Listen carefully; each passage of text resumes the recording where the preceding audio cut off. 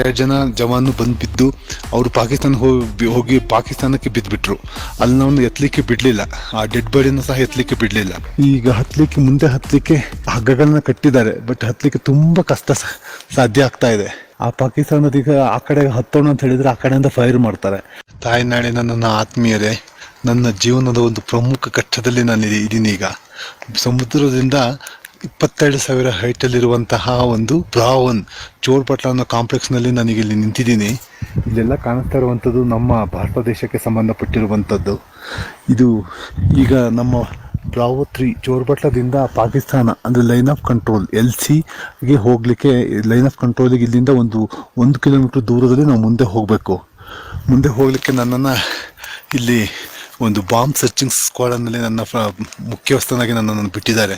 ನಾನು ಮುಂದೆ ಗೈಡ್ ಮಾಡ್ಕೊಂಡು ಹೋಗ್ತಾ ಇದ್ದೀನಿ. ನನ್ನ ಹತ್ರ ಶಿಬುಲ್ ಅನ್ನುವಂಥ ಒಂದು ಐಟಮ್ ಇದೆ, ಇದು ಬಾಂಬನ್ನ ಸರ್ಚ್ ಮಾಡುತ್ತೆ. ಈಗ ಮುಂದೆ ಹತ್ತಲಿಕ್ಕೆ ಹಗ್ಗಗಳನ್ನ ಕಟ್ಟಿದ್ದಾರೆ, ಬಟ್ ಹತ್ತಲಿಕ್ಕೆ ತುಂಬ ಕಷ್ಟ ಸಾಧ್ಯ ಆಗ್ತಾ ಇದೆ. ಆ ಕಡೆ ಇನ್ನು ಸ್ವಲ್ಪ ಮೇಲೆ ಹತ್ತಿ ಆ ಕಡೆ ಸೈಡಿಗೆ ಪಾಕಿಸ್ತಾನ ಇದೆ. ಆ ಪಾಕಿಸ್ತಾನದೀಗ ಆ ಕಡೆ ಹತ್ತೋಣ ಅಂತ ಹೇಳಿದ್ರೆ ಆ ಕಡೆಯಿಂದ ಫೈರ್ ಮಾಡ್ತಾರೆ. ಮತ್ತು ಆ ಕಡೆ ಕೆಳಗಡೆ ಆ ಕಡೆ ಸೈಡ್ ಫುಲ್ ಕಡಿದಾದ ಬೆಟ್ಟ, ಸೇಮ್ ಇದೇ ಥರ ಈ ಬೆಟ್ಟದಿಂದ ಮೇಲೆ ಬದಿಗೆ ಬೆಟ್ಟ ಇದೆ. ಅಲ್ಲಿಗೆ ಲಾಸ್ಟ್ ಇಯರ್ ಇದೇ ಥರ 2 ಜನ ಜವಾನು ಬಂದು ಬಿದ್ದು ಅವರು ಪಾಕಿಸ್ತಾನ ಹೋಗಿ ಪಾಕಿಸ್ತಾನಕ್ಕೆ ಬಿದ್ದುಬಿಟ್ರು. ಅಲ್ಲಿ ನಾವು ಎತ್ತಲಿಕ್ಕೆ ಬಿಡಲಿಲ್ಲ, ಆ ಡೆಡ್ ಬಾಡಿನ ಸಹ ಎತ್ತಲಿಕ್ಕೆ ಬಿಡಲಿಲ್ಲ. ಸೊ ಇವತ್ತು ನನ್ನ ಮುಂದೆ ಬಿಟ್ಟಿದ್ದಾರೆ, ನಾನು ಹೋಗ್ತಾ ಇದ್ದೀನಿ. ದೇವರ ಹಾಗೂ ನಿಮ್ಮೆಲ್ಲರ ಆಶೀರ್ವಾದ ನನ್ನ